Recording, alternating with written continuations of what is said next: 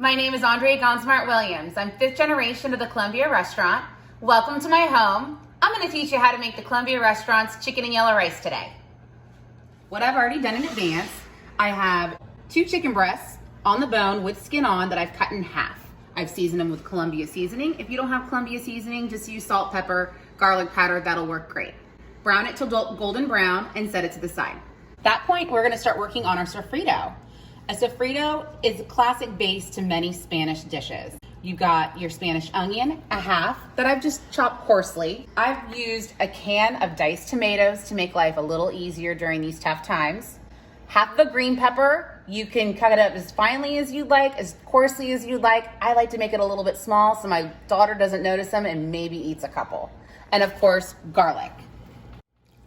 Saute it with the remnants of the chicken with a little bit of olive oil as well until all the veggies are nice and soft. I'm gonna bring the heat up just a little bit in preparation of adding my chicken broth and my rice.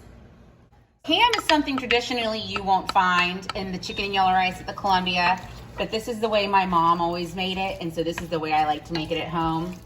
You can leave it out, you can include it. If you wanna add chorizo, that would add another great depth of flavor to it. Mix that together well. Turning up the heat just a little bit more. 2 cups of chicken broth. Another addition that I like to include in my chicken and yellow rice at home is artichoke hearts.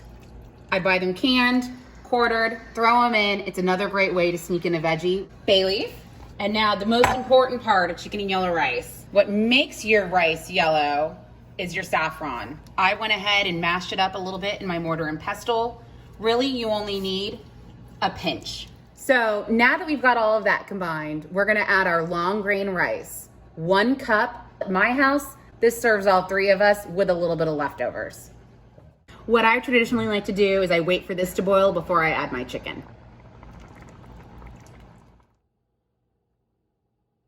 You wanna add all of that goodness that was from the chicken back into your rice. You don't wanna miss any of your flavors. Now that it's boiling, we're gonna cover it with some foil.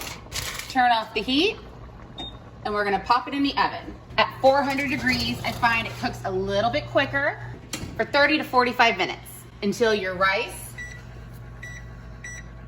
is soft and your chicken is cooked through.